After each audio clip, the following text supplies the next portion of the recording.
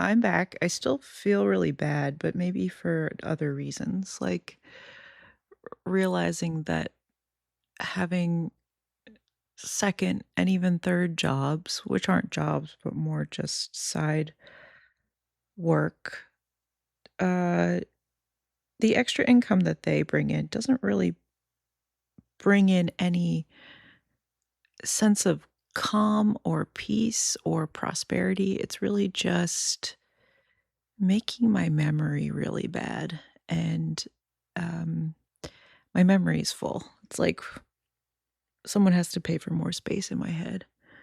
I'm out of storage space for the things I actually like to do and like to think about. So that said, I'm going to try and record this podcast. News and updates section, first of all. I have an update, another thought on black and white cookies. Now, I told myself this week that I would make, or I would try another black and white cookie recipe, the New York Times perfect black and white cookie recipe developed by Melissa Clark, who I actually watched. She has like a 15-minute video uploaded alongside the recipe on the New York Times cooking app. And she tries like 3 different recipes and she's like, "Okay, I'm out of time. Like I only have 2 days to make this recipe. So here's like, I guess a perfect black and white cookie." Made me feel less confident about making it. I was like, "Oh, so maybe it's a good cookie, but like you ran out of time to figure it out." It's like, give her more time. You're New York Times, like, give her more than 2 days to develop a black and white cookie recipe. If you're going to call it the perfect black and white cookie recipe, I want the perfect black and white cookie recipe. So that's disappointing. I didn't end up making black and white cookies, unfortunately, but I had a thought. I forgot to talk about last time with the black and white icing. I want it to set hard and I want it to have not a crunch, but a crispness. I want your teeth to break through the icing on the outside and then it's soft underneath, like a glazed donut.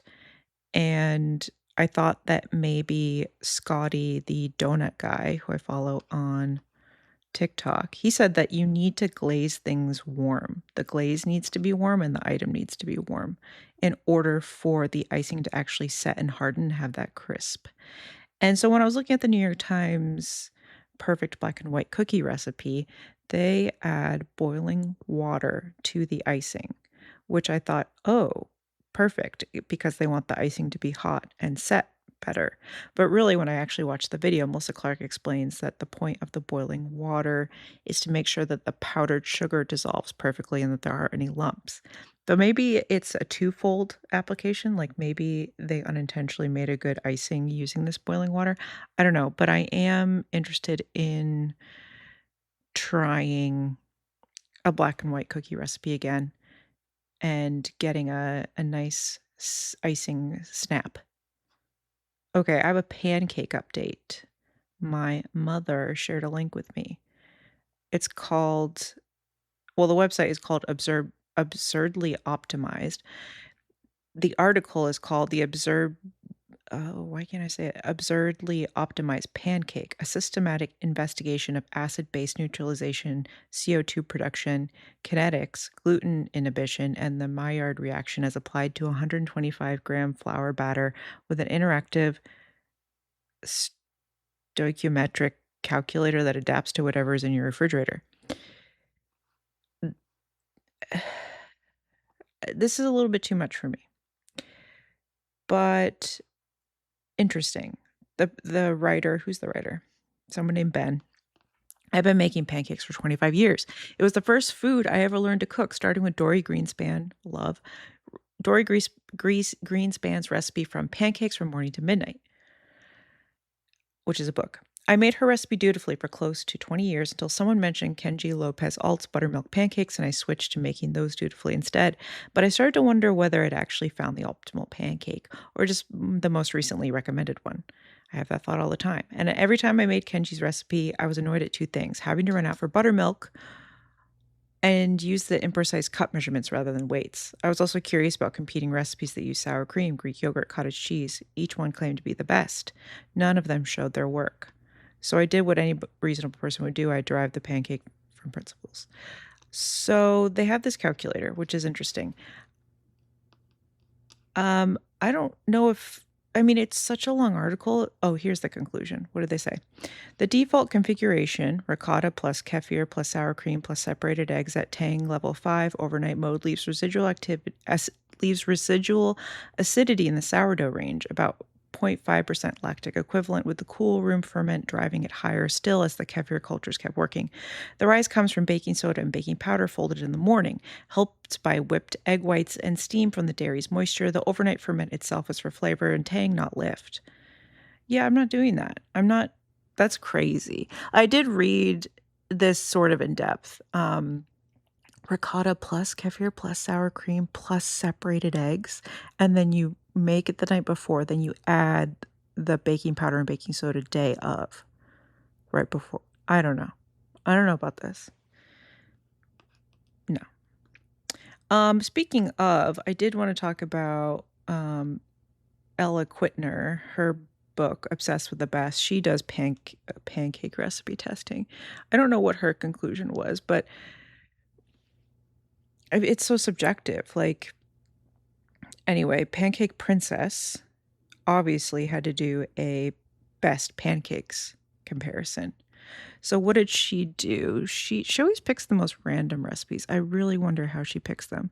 So she did Smitten Kitchen, Ruth Recole, how do you say it? Recole, Pioneer Woman, Clinton Street Baking Company, Shelby's Pancakes, Mel's Kitchen Cafe, which looks burnt as hell, America's Test Kitchen, The Kitchen, King Arthur Flour. Okay, so some pretty standard ones.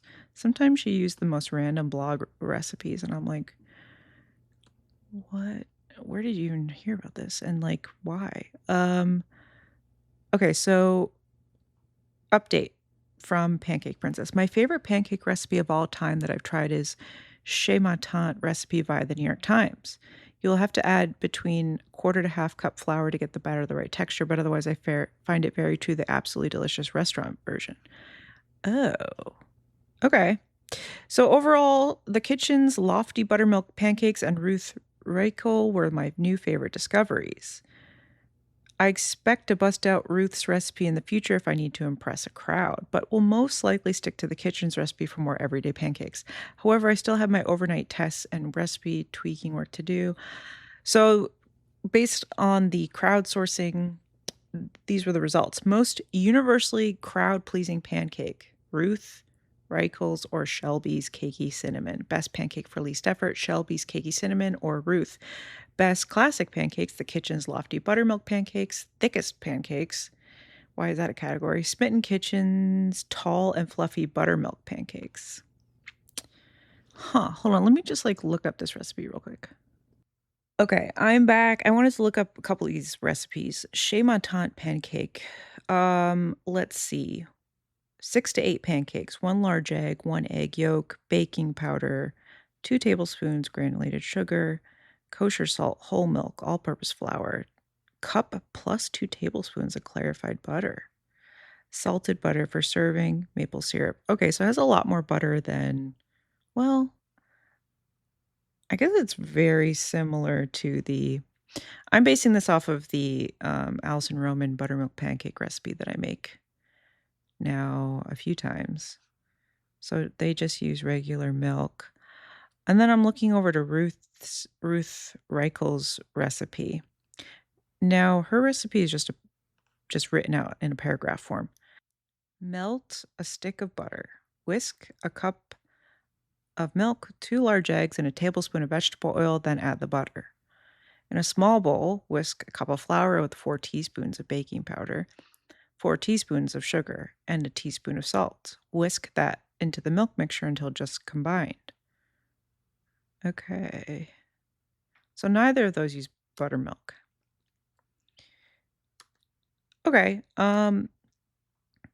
Well, maybe I'll try a different pancake recipe one day. I'm definitely not going to do the one that uses kefir, sour cream, separated egg yolks overnight. Feels insane. Okay, my sister went to Iowa and she told me about these chips called Sturzings, founded in 1933, quite possibly the world's best potato chip, their website says, cooked in 100% tallow. 100% tallow, no seeds, no seed oils, non-GMO. Sold out. Thank you, we had an amazing response to our America's 250 tin. Okay, their 250-year anniversary of America tin is sold out. There's a picture of them on their website, father and son eating a bag of potato chips together. I like an old brand that is still doing their thing and hasn't changed or compromised. So thank you for that. I have a coconut milk follow-up. As you know, I've had some terrible, terrible coconut milk experiences because I broke down and bought American grocery store coconut milk, which is always a mistake. I ended up ordering a case of Chowco. But I was like, why are these products so different from each other?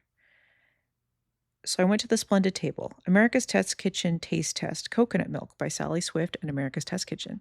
Now they talk about how insane it is. You could buy like 10 different brands of coconut milk and they're all going to be very different products because it's not a standardized product based on what you call it. So that was interesting to learn about. Now so they did a taste test and the winner was Aroy D, AROY apostrophe D, which I mean, I like that brand. I've used it before. Now they didn't mention Mayploy, Maeploy, which I also really like, and I do usually gravitate towards that, but it is more expensive than Chowco. But I think overall, Aroy D, Chowco, or Mayploy are really great options.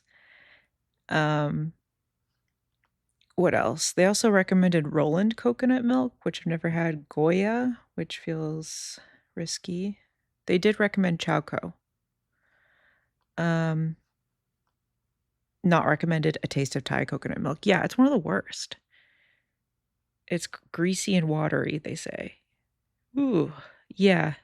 Don't get the Whole Foods store brand. It's absolute garbage. Okay, I guess we should talk about Cyclospora, the Cyclospora outbreak, which happens every year. And I don't know if this is a coincidence or not, but due to the huge federal budget cuts that happened due to the current administration, we've stopped tracking Cyclospora. The department that tracks it, what is it called? I'm just going to read from an article from University of Michigan. While it may seem as though Michigan is the epicenter of the U.S. cyclospora activity, true case counts are unknown. As of July 1st, 2025, FoodNet, the main foodborne illness surveillance arm of the Centers for Disease Control and Prevention, aka the CDC, made tracking cyclospora optional. Currently, state health departments are required to survey for just two pathogens, Salmonella and Shiga toxin producing Escherichia coli. I don't know what that is, which caused the largest foodborne illness outbreaks in the United States. Some states, including Michigan, have maintained cyclospora surveillance.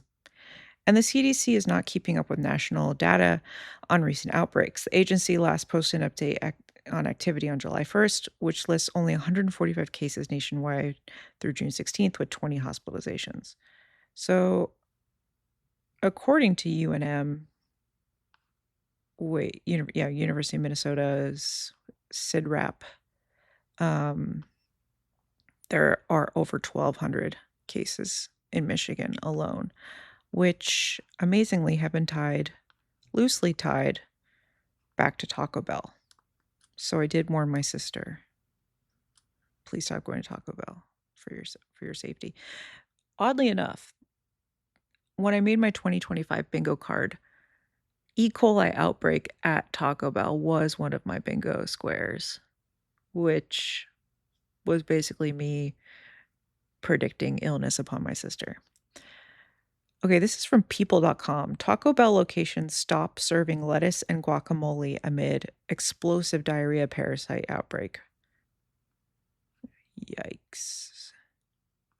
So this is not the time to go to Taco Bell. Brian says that the prevalence of what is it? Like what do you call them? Like salad kits, like prepackaged salad kits. Like he's like, there's only a matter of time before his parents get sick from this. My other update before I get into scents is my latest obsession is the Shell Knob, Missouri Pizza Hut. There's a town in Missouri called Shell Knob. There's a Pizza Hut there. It's a Pizza Hut classic. It's the only Pizza Hut classic in the state of Missouri. And they have a complimentary dock because you can get your pizza delivered by boat or drive your boat up and pick up your pizza by your own boat.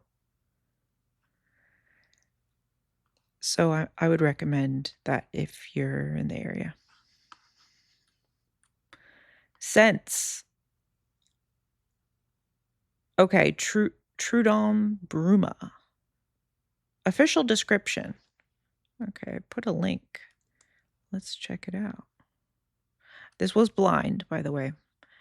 I did a blind review of this, but let me read you the official description. This is from Trudon from 1643, they say. They've been around for a while. Bruma, a ray of sunshine spreads with the strength of a shadow. Bruma contains a distinguished, almost animal-like sensuality. In the night, a feminine rider draws inner strength from the elements that surround her. Her horse and the depth of the forest at night seem to give her a magnetic carnal aura. Capacity, 100 milliliters. Okay. Head notes, galbanum, lavender. Heart notes, iris, violet. Base notes, leather, labdanum. That's all they write. Okay, let me give you my review. Bug spray. Taking a shower after a long day at the beach. Realizing that you're sunburned. Your mom's friend with big curly brown hair who wears a wide-brimmed hat and floral print capris in the summer when she gardens. Drinking seltzer when you're too little to like seltzer and the bubbles sting your face. Opening up a peel and reveal fragrance sample from a copy of Vanity Fair in 2003.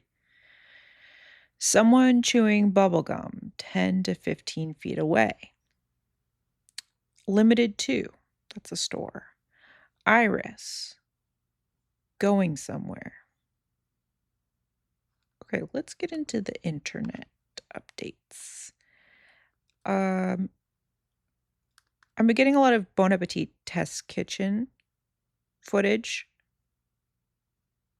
Not footage, what do you call content? It's not like documentary footage or like spy cam footage of the Bon Appetit test kitchen. Now I really wanted to support and get behind the new cast of the Bon Appetit test kitchen, but I can't. It feels forced. As you remember, everybody basically left after the scandals that happened. I don't even remember what happened anymore.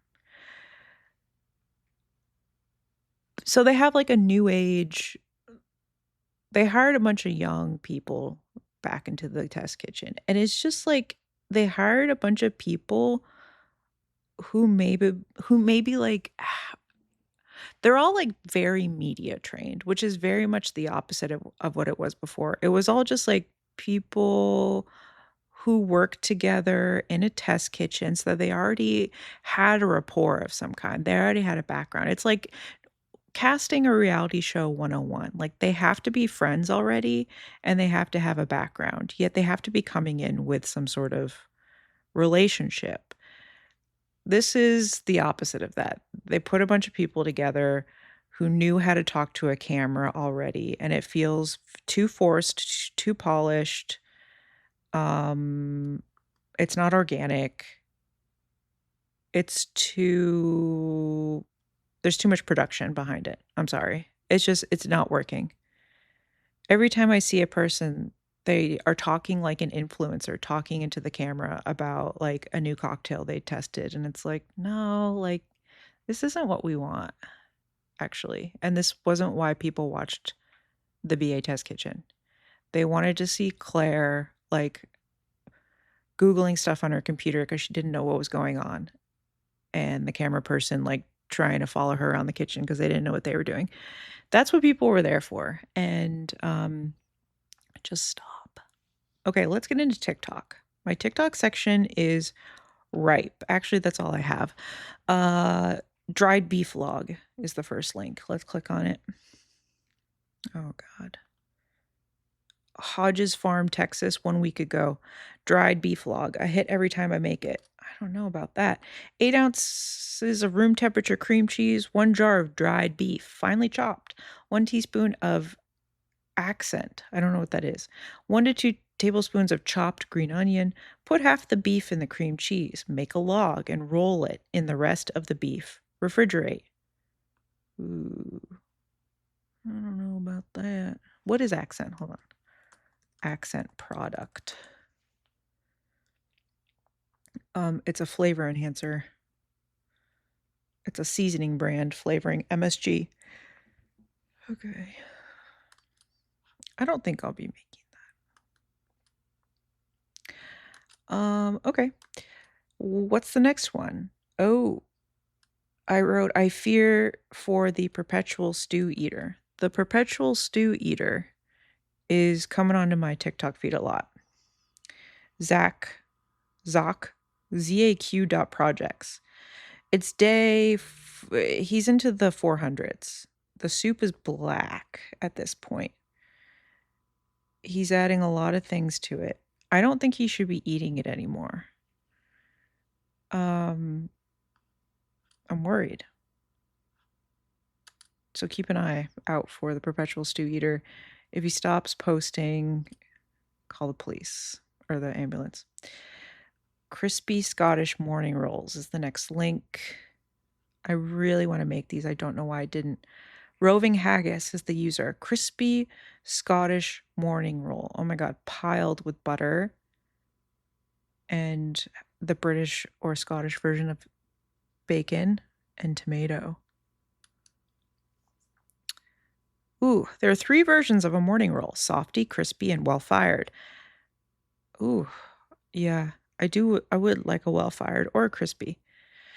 So the recipe is 600 grams of strong white bread flour, 400 milliliters of water, 35 grams of lard, 12 grams of salt, 12 grams of sugar, 7 grams of instant yeast, coarse rice flour for rolling.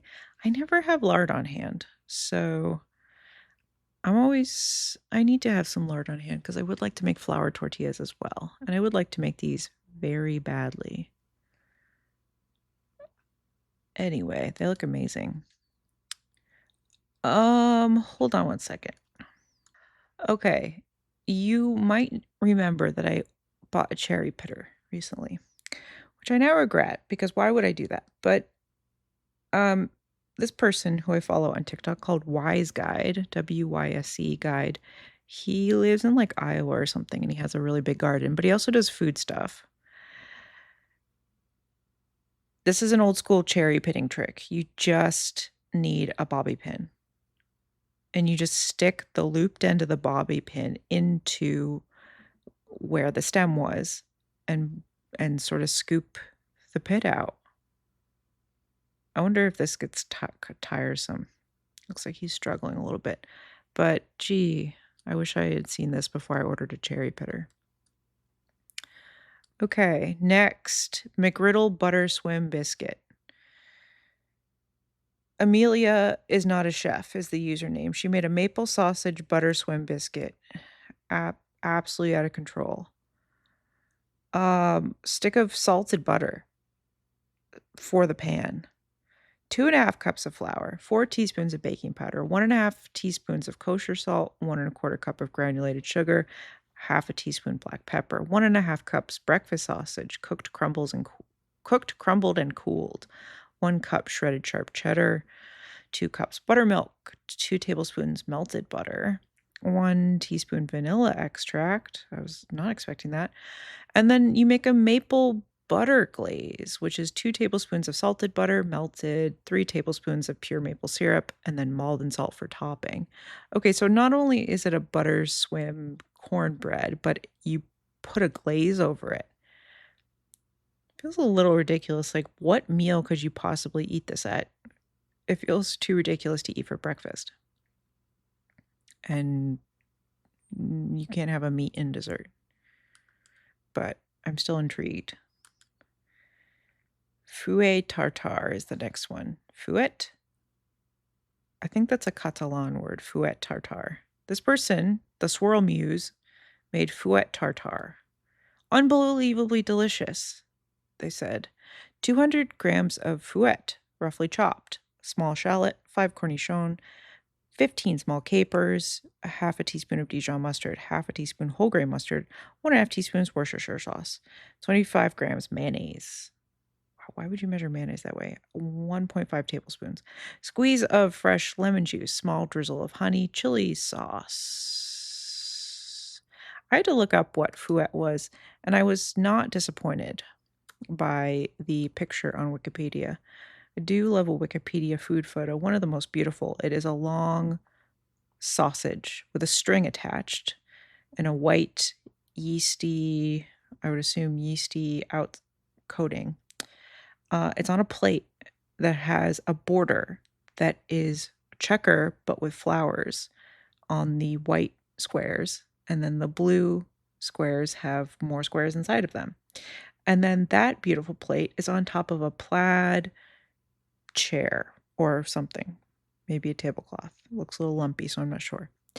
Fouet is a Catalan thin, dry-cured sausage of pork meat in a pork gut covered with white edible mold, similar to salami.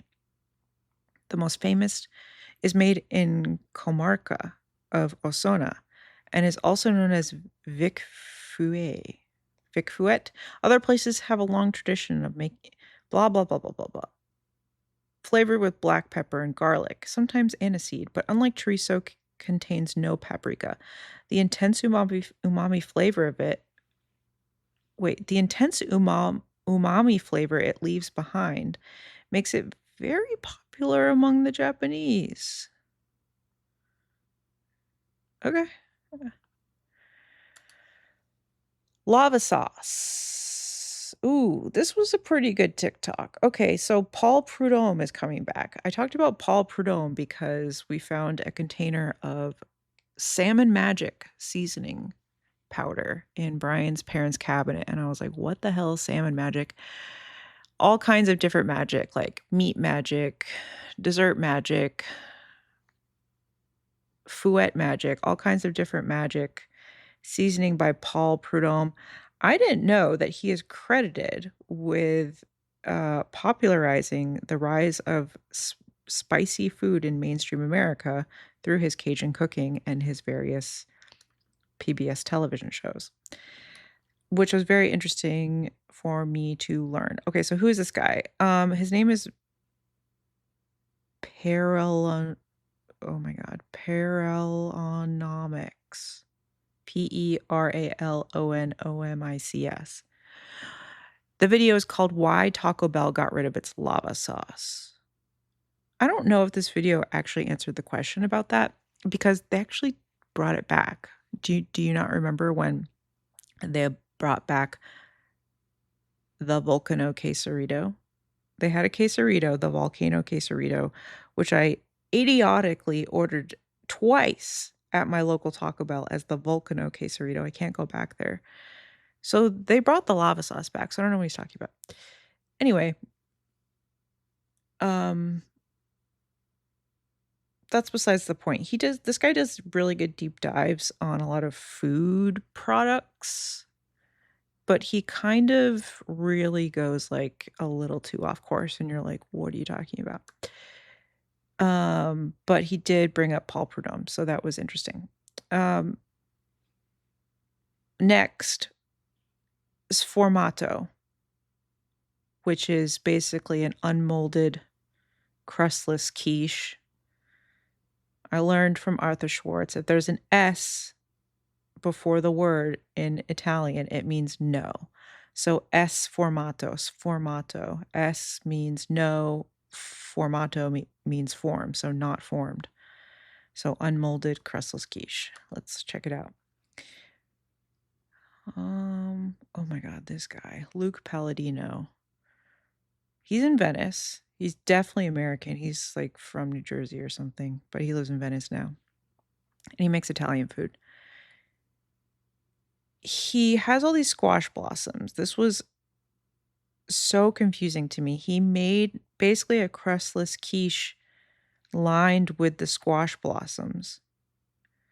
And then he cut up more squash blossoms and put them inside. He used the squash blossoms 3 ways. I don't know. I was just like, if you're going through the process of delicately, like you're going to go harvest squash blossoms. First of all, they're not, unless you live on a squash farm, there aren't that many of them. They're delicate. You kind of got to use them right away. And then you're going to cut them up into pieces and mince them up. Stupid. I think you should fill them with cheese and fry them. Anyway, check out what he does with them, I guess. Okay, next. 2 hot fudge sundaes for breakfast and lunch. My grandmother did this. Okay, let's see what this video is. Oh yeah, this is a video of a lady by Susan Quigley Blodgett interviewing her 94-year-old mother slash grandmother, not sure. And she's talking about how what she's eating that day. And then she finally reveals that she's had not 1, but 2 hot fudge sundaes that day. You know, my grandmother, who's also still in her 90s, used to eat hot fudge sundaes for lunch. And I don't think there's anything wrong with it. I mean, Brian's, what was it, 3 weeks ago, we went over to Brian's parents' house, ate hot fudge sundaes, and realized it was the second time his parents were eating hot fudge sundaes that day. I think this is a more common thing than people realize. They just are not talking about it. Speaking of grandparents, funeral sandwiches. I found this video for Irish funeral sandwiches. I Googled funeral sandwiches. In the South, it's those ham sliders, which are weird. They're always showing up at every party. It's like they buy a pack of mini rolls, slice them in half, and fill them with ham and cheese and put them in the oven, and then brush them with butter. Anyway, the Irish version, Irish funeral sandwiches are like club sandwiches. This is by Board of Lunch. You always find these sandwiches at an Irish funeral. In all honesty, they are elite. You know, I haven't been to that many funerals. I remember my grandfather's funeral. He's very Irish. Obviously, it was sad, but when we got back to the house, we had like an open house afterwards where people could come through, and we ordered party subs, and I couldn't tell you how thrilled I was to be around party subs. I know it was a sad moment, but man, and I was like thinking about it recently. I was like, is it crazy that we just like ordered a bunch of party subs, like a bunch of sandwiches for someone's funeral? Apparently not. Apparently this is an Irish thing. You just eat a bunch of sandwiches. Okay, so ingredients: 8 hard-boiled eggs, peeled and chopped, 4 to 5 slices of ham, finely chopped, 3 tablespoons of mayonnaise, 3 tablespoons of salad cream, 1 teaspoon of Dijon mustard, salt and black pepper to taste, half a head of iceberg lettuce, finely shredded, spring onions, 4 large vine tomatoes diced. Okay, don't eat spring onions. They are one of the cyclospora items. So you boil the eggs. What? These are the directions. Boil eggs and cool and peel. To a bowl, add your eggs and chop, and then add everything else. And then you put that mixture on bread, and then you cut them into triangles and serve them like tea sandwiches. So do that. Put it in your will. That's what you want when you die. Okay, marshmallow cake. This was concerning to me. It's a Soviet bird milk cake. It's like 98% marshmallow. This is by Food Eating Fun. So there's a very, very thin cake layer at the bottom. Is it even worth mentioning what it is? It's a very tiny cake layer. The actual filling, 460 grams of sugar, 200 grams of butter, 100 grams of condensed milk, 160 grams of water, 2 egg whites, 4 grams of agar-agar, 1 teaspoon of citric acid or lemon juice, 1 teaspoon of vanilla, and then there's a chocolate glaze made from chocolate and butter. It looks insane.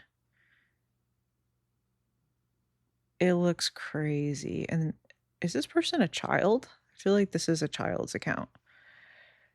Anyway, I'm trying to imagine. It doesn't look particularly good. It looks like it's, like plastic. Uh, Next one, Chinese restaurants. This was a pretty interesting TikTok of a girl whose name is Calligraphy in Motion. She talks about her parents who own a Chinese restaurant and how all of the Chinese immigrants that she knows who came here to set up a restaurant, all of their kids have moved on to doing other things. So she's predicting that all of our beloved Chinese restaurants are going to be closing down in the next like 10 to 20 years because the kids aren't taking them over. And Chinese immigrants aren't coming here in the same way that they used to set up restaurants and work these more difficult, harder labor jobs. So that is her prediction. Comments were interesting. People were talking about their own local shops and how like the kids are taking over. Some people were saying it's going to be bought up by private equity and made worse. So I guess we'll see what happens. Maybe Food Lion will buy up all the Chinese places next door to them. Every Food Lion has a Chinese place next door to it. I don't know why. Okay, divorce talk is back. I don't know if I've mentioned this before, but the whole reason I downloaded the TikTok app in 2017 was because of divorce talk. It was the Wild West. A lot of divorced dads were on TikTok making videos where they were throwing things against the wall to like a Nickelback song, really mad, really upset. Because back then it was promoted as a music app, so people would just like pick a Nickelback song and make a sad video or a montage. And anyway, a lot of them were divorced dads. Divorce talk, I don't know if it's just my algorithm, but I feel like it's fallen off. I feel like it's back. When I found this guy, his name is Branimal Cook. God, this video is so scary. It says taking the divorce pretty well, not gonna lie.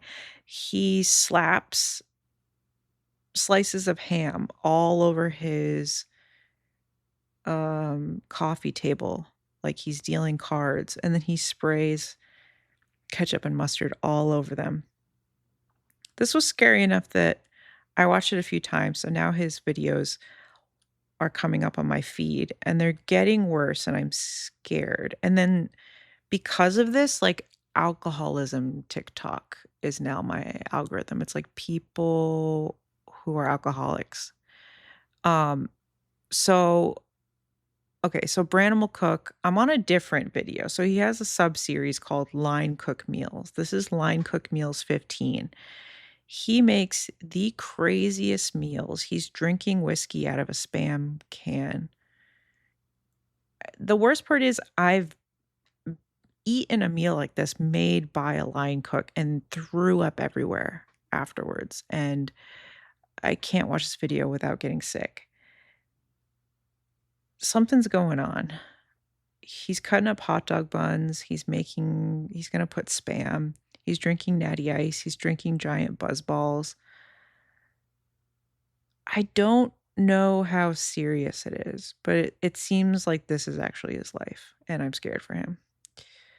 Okay. So now that my algorithm is corrupted, this is what came up next.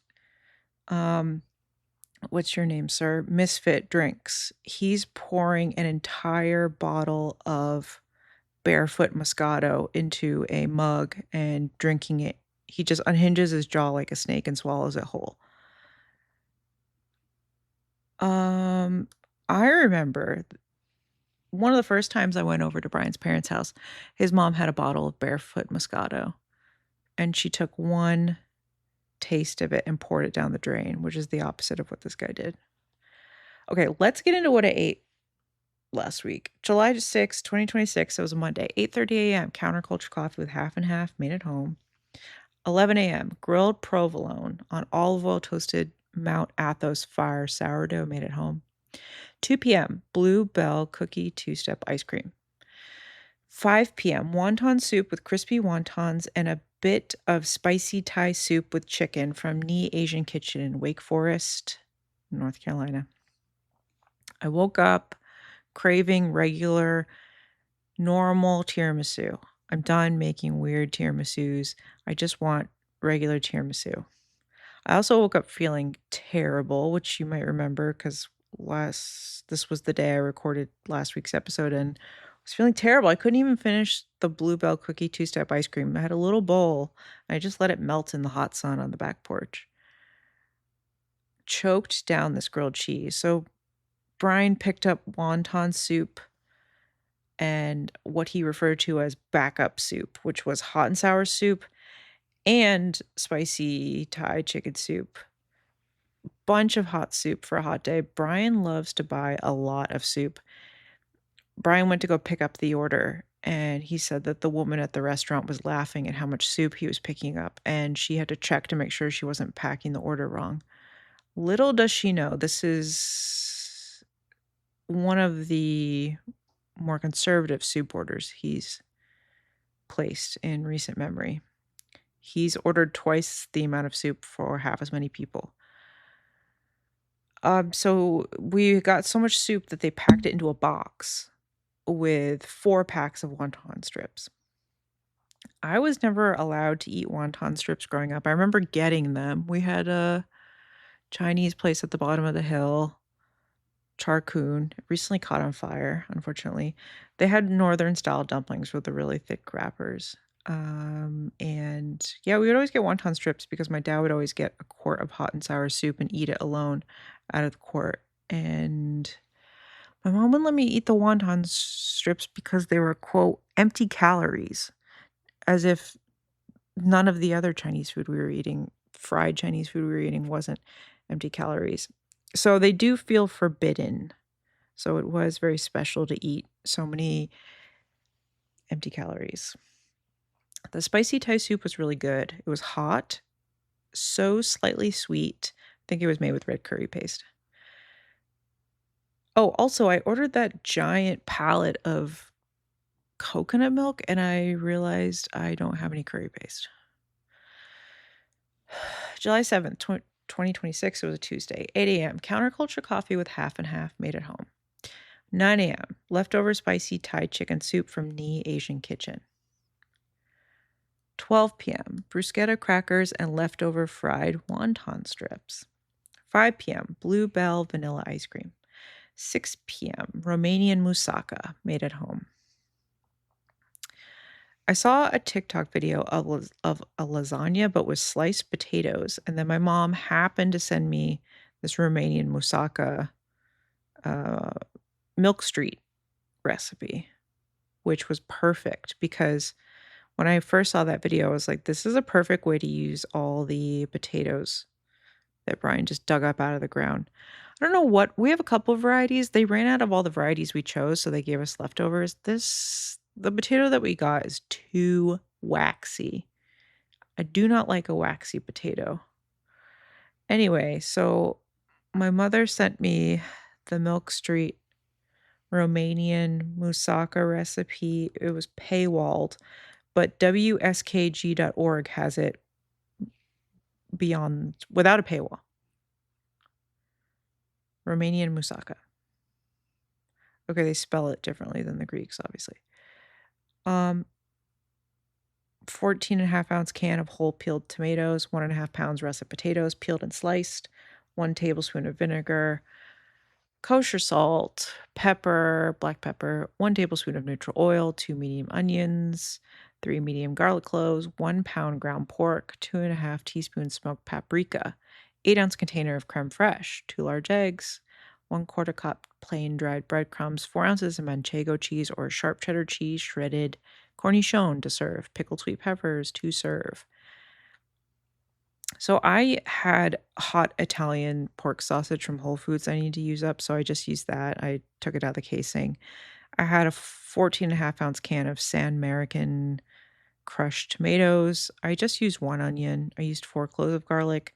I added some tomato paste, and then I used a little bit of a paprika-based chicken shawarma spice mix from the Lebanese place that we go to. I don't love using a ton of paprika, especially if it's smoked, because it ends up tasting like a house fire to me, and I added parsley. I had an expired 8-ounce tub of Vermont Creamery creme fraiche, so that was perfect. I was like, "This is the perfect recipe in so many ways." Use up the creme fraiche that I have and desperately needed to use, and all the potatoes. I had some Cabot sharp white cheddar that I used. I also added some Locatelli Pecorino Romano and some provolone. And I served it with some pickled jalapenos that I made about 2 years ago. They're in the back of the fridge, and I was like, "Oh god, let me taste these," but they were super crispy, still spicy. They had a very bread and butter pickle taste, made from jalapenos that we grew, again, 2 years ago. I liked this, but honestly, I've never had the well, that's not true. My mom's definitely made Greek moussaka growing up, but I don't remember it. I definitely want to try the Greek version because I think the bechamel would be very nice, and I don't care for paprika. Um, so yeah, I really wanna make a Greek version. Actually, let me write that down before I forget. Hold on. Okay, what the hell? I'm already at 47 minutes. Okay. Bluebell vanilla ice cream is better than Jenny's ice cream, I believe. I don't know if that's true. That was my thought that day. Okay. July 8th, 2026, it was a Wednesday, 7 a.m. Counterculture coffee with half and half made at home. 9 a.m. Leftover moussaka. 12 p.m. Tortilla chips with taco deli queso blanco and a glass of iced tea made at home. 5:30 p.m. Ponzu chicken with onion and cabbage over basmati rice made at home. 6:30 p.m. Buttermilk chocolate cake made at home. My boss was out of town and I was still feeling sick, so I did not go to the office on this day and I did not do a grocery store run. I ended up making a half batch of the King Arthur Pan de Cristal recipe. I was going to make some bread since I wasn't going to Whole Foods.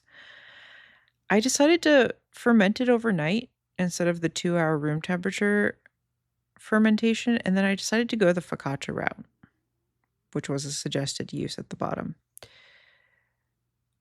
Anyway, more on that on the next day. Um, so I ate more of the Taco Deli. I ate Taco Deli Queso Blanco all week. I think that these Taco Deli products got stuck on a truck somewhere because they all taste kind of different and off. Maybe it's because I'm sick, but I did talk about how the last batch of salsa was a little bit moldy. Bought another batch of salsa, got some queso. They're not as good as I remember. I don't know what's going on. Maybe they changed the recipes. Maybe it's me. Maybe they fell off the back of a truck. I got the Whole Foods store brand organic restaurant chips, which will probably be pulled soon and replaced with a non-organic version for the same price. They were mostly broken, but decent. But I think if late July chips were on sale, I'd rather pay the extra dollar and get those. I made the TikTok ponzu chicken recipe again that I talked about, but I added garlic powder. I like this recipe. It's really easy. My sister said that it was funny that in the last episode of this podcast, I say that I don't like ice cream enough to make it at home, yet it seems like I am eating ice cream every day, which is true. Okay, and I was like, "Oh my god." But I think it's because it's easy to keep good quality ice cream in the freezer and grab some when you're feeling like eating ice cream. Cake, less so. You kinda have to, like, eat it all. You have to, like, make a cake and eat it. I guess you could wrap the pieces up individually and defrost them, but, it's different. Anyway, this inspired me to make a cake. I was gonna make I don't know. I was supposed to make the black and white cookies this week, but I wasn't feeling that well, and I was like, "Let me just make cake." So also, good like, you can just, like, make a cake pretty easily. To make good ice cream at home, you kind of need special equipment. And if you want, like really what I wanna do is soft serve. I'm not gonna have a soft serve machine in my house. Maybe one day. Okay, so I made a quick cake. I had half of a box of Whole Foods yellow cake mix left over, and I was like, "Let me just use that." So I added a scant quarter cup of oil, three-quarter cup of buttermilk, a pinch of baking soda, a dash of vanilla. I put it in a metal pan, 8 by 8 metal pan in the oven. I ended up throwing this away. I was like, "No." It was pale and flat, and it broke apart when I tried to take it out of the pan. So I went and reverted back to my old favorite from iambaker.net, which sounds like a robot website, chocolate depression cake, aka wacky cake, which is arguably I'm not gonna find a better, easier chocolate cake. I highly, highly recommend. This is the chocolate cake recipe. This is it. And it doesn't seem like enough frosting, but you just keep whipping air into it and it will become enough frosting. Can you freeze? Yes, you can freeze it, but oh, okay. So 187 grams of all purpose flour, 200 grams of sugar. I think I used like 170. Quarter cup unsweetened cocoa powder, half teaspoon kosher salt, 1 teaspoon baking soda, 1 teaspoon vanilla extract, 1 teaspoon white vinegar, third a cup vegetable oil, 1 cup water. So instead of the water and the vinegar, I used buttermilk. And then the frosting is 3 tablespoons of unsalted butter softened, 3 tablespoons of unsweetened cocoa powder, 1 tablespoon of honey. I skipped the honey. 1 teaspoon of vanilla extract, 1 cup of confectioner sugar, 3 tablespoons of whole milk or heavy cream. I used a combination of heavy cream and buttermilk. And it's just so it's so good. Brian loved this cake. He asked if there was coffee flavor in the cake. He said he's like, "Why does what is the flavor?" I was like, "The flavor is chocolate and buttermilk, I guess." Um, Also, I what was it, The Office, where they're, like, picking out their, birthday cake flavor, and someone asked for devil's food cake, and I was like, "What is devil's food cake?" Um, I didn't realize that devil's food cake is named that way because it's the opposite of angel food cake. Like, angel food cake is light and airy and vanilla, and devil's food cake is dense and chocolate. Wait, now I don't even remember what devil's food cake is. Devil's food cake. What is devil's food cake? Chocolate layer cake that emerged in the end of the 19th century. Um, dark mahogany color, high chocolate or cocoa content, and moist texture. Okay, it's pretty vague. July 9th, 2026, 9 a.m. Counterculture coffee with half and half made at home. 10 a.m. Tortilla chips with taco deli queso blanco. 12:30 p.m. Blue Bell vanilla ice cream and a small piece of focaccia made at home. 2:30 p.m. A slice of chocolate cake. 5:30 p.m. Leftover ponzu chicken and rice and leftover hot and sour soup from Nie Asian Kitchen. I forgot that I'd made cake and I ate ice cream like a moron. So I had both.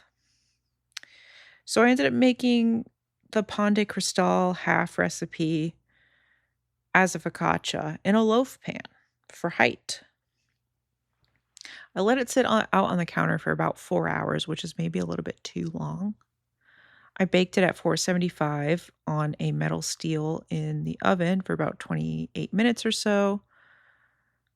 It got a good height, some good I mean, I did mix it in the mixer for a little bit to, like, really get some strength going, but I should have pushed it longer, so it was really I mean, it was spongy throughout with some bigger bubbles more towards the top. I think the proofing was off.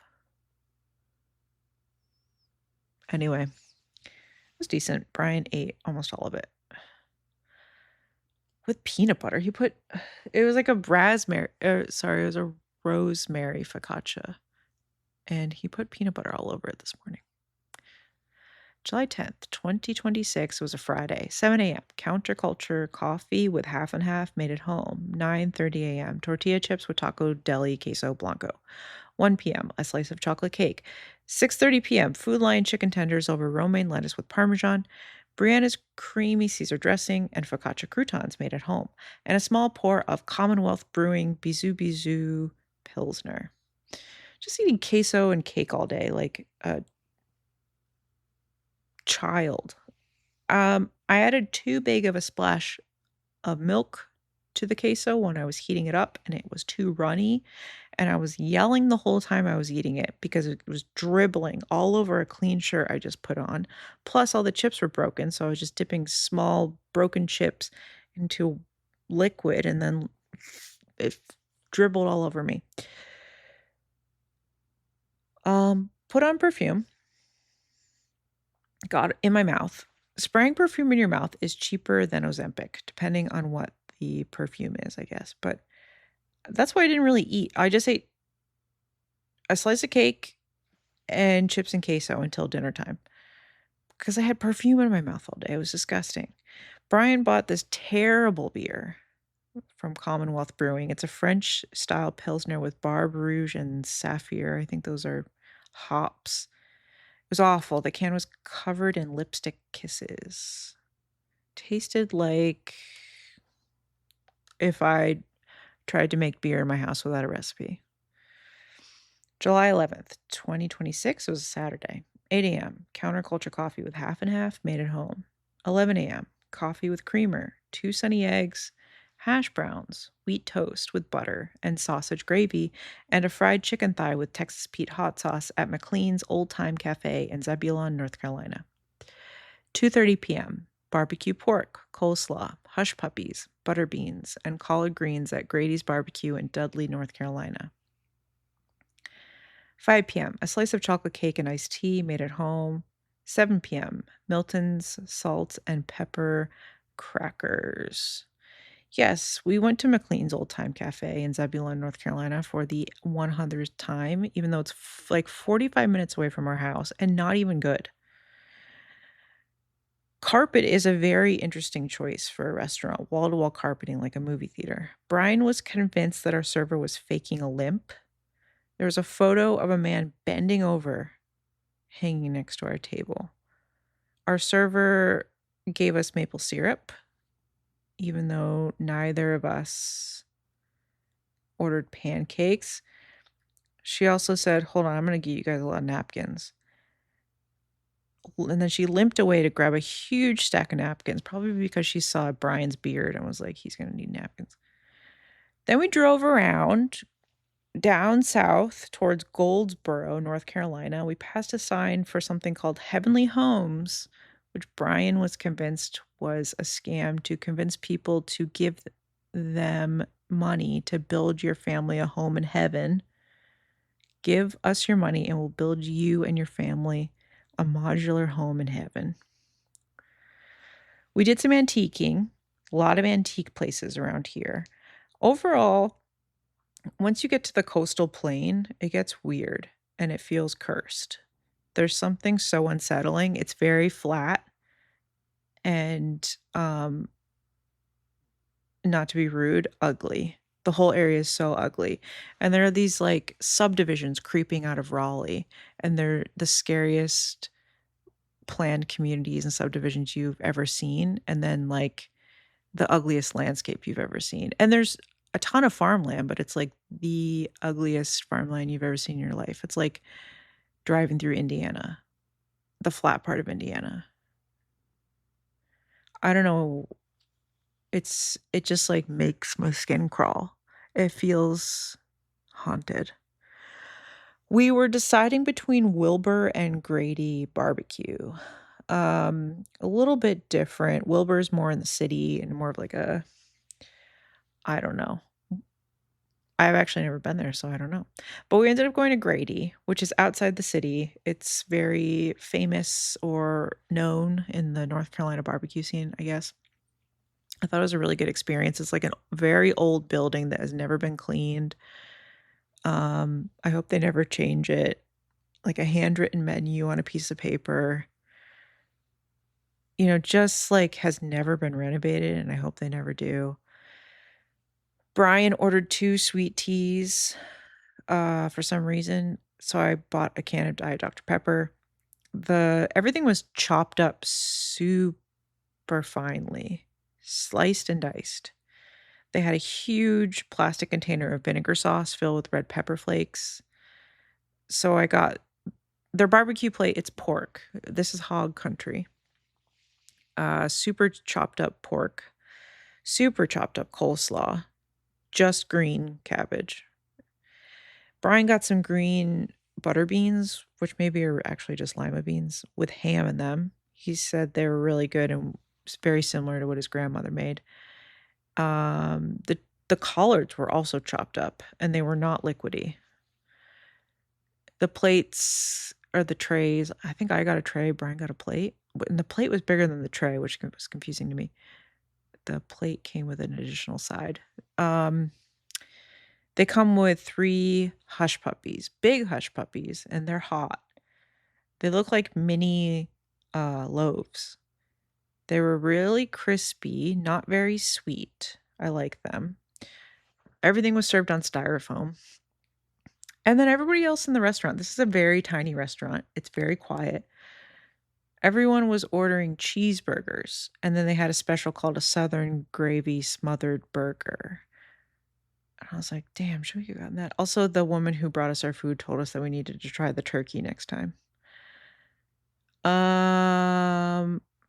This is like an old school place that we should be supporting. I like what they're doing. I also like that it's in the middle of nowhere. I was very scared. It was also by a road called Sleepy Creek, which I love. I used to work with an artist at Numero Group who had a band called Sleepy Creek. Okay, so the smothered hamburger inspired me to want to make that. I've also been really inspired by like Japanese curry sets with a hamburger steak covered in like a gravy. I'm like, man, I want that. I've never really had that. So anyway, I make that the next day. But I did some research first because I was like, what is that? What is that even called? Like a hamburger steak? But I also was like, should I just make Swedish meatballs? Brian declared that he did not like meatballs. So I said, okay, I'll make something more like a hamburger steak. I didn't. And then as I was doing research, I did not realize until yesterday that Salisbury steak is ground meat. Probably because my mom refused to let us eat Salisbury steak. I think she had bad experiences with it growing up. So I've never had one. I just always assumed it was chipped beef or like thin steak. I just thought it was a steak. So I guess I made Salisbury steak. I did go to the Hamburg steak Wikipedia page. The photo's not great. It's fine. A Hamburg steak is a patty of ground beef made popular worldwide by migrating Germans. And it's the predecessor to the hamburger, I guess. Okay, July 12th, 2026, Sunday.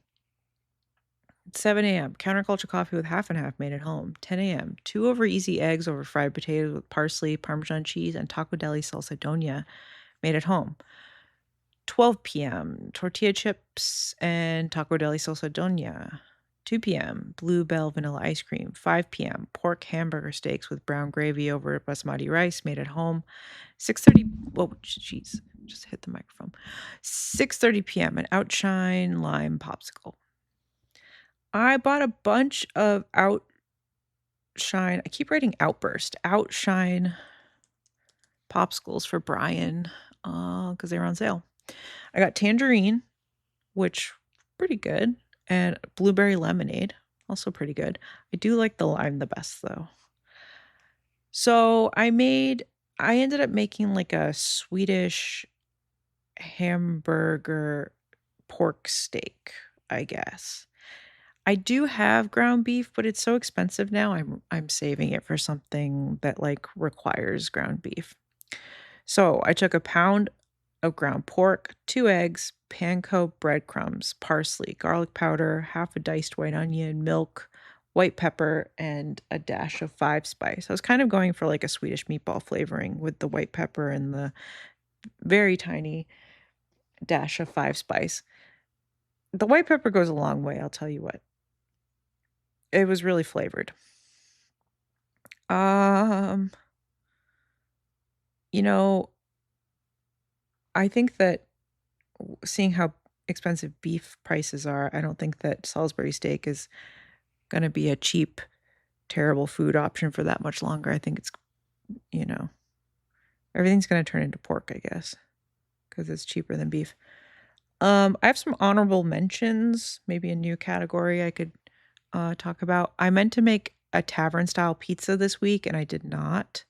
I meant to make the New York Times perfect black and white cookies recipe and I did not. I meant to make a crumb cake. I did not, but actually I made it today and I will talk about it next week. And Greek moussaka. So that's honorable mention slash preview question mark. Oh, I forgot to say the gravy I made with the hamburger steaks. I just seared the hamburger steaks off and added some butter and some flour to make a roux, then a bunch of chicken stock, a little bit more butter, salt and pepper. I think that's it. I didn't add any milk or cream or anything. That was the gravy. Okay.